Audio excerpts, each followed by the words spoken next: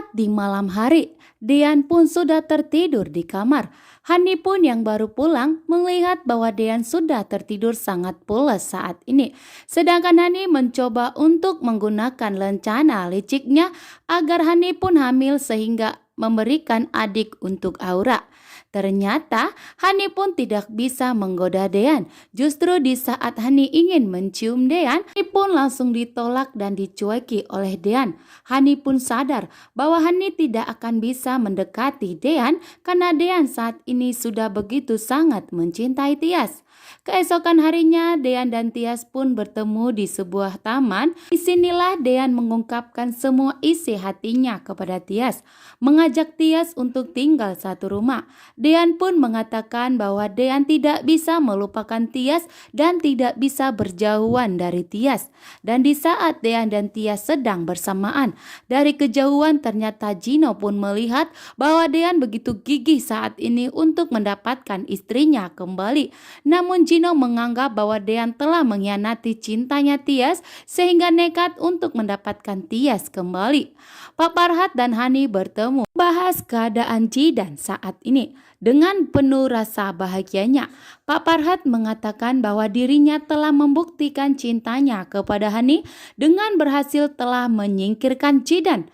Sehingga membuat Hani pun begitu kaget dan tak menyangka ternyata Pak Farhat secepat itu melakukan aksinya untuk menyingkirkan Jidan. Dan Jidan pun terjun ke dalam jurang yang begitu dalam sekali. Dan ternyata benar bahwa Jidan saat ini sudah dalam bahaya.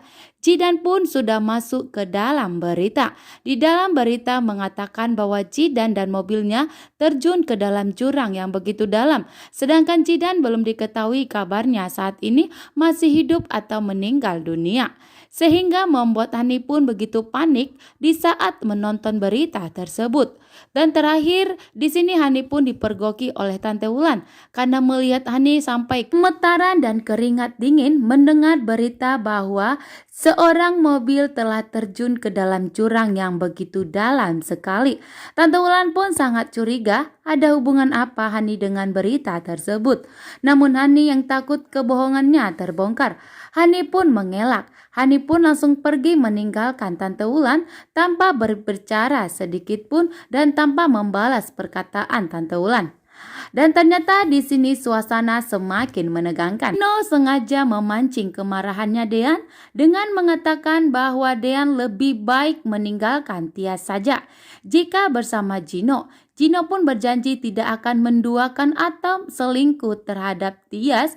Justru Gino akan menjadi lelaki yang baik dan lelaki yang setia untuk Tias.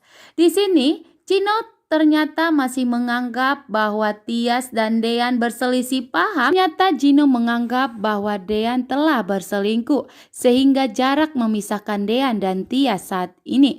Dean pun tidak mau mengabulkan permintaan Gino. Justru dengan tegas Dean mengatakan kepada Gino, kamu lelaki yang tidak tahu malu karena telah menginginkan istri saya.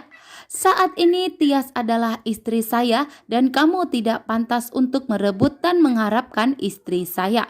Gino pun langsung terdiam karena kali ini Dean begitu tegas untuk mengakui dan mengatakan bahwa Tias masih istrinya dan tidak akan pernah meninggalkan Tias bahkan untuk menceraikan Tias. Dean pun begitu tegas.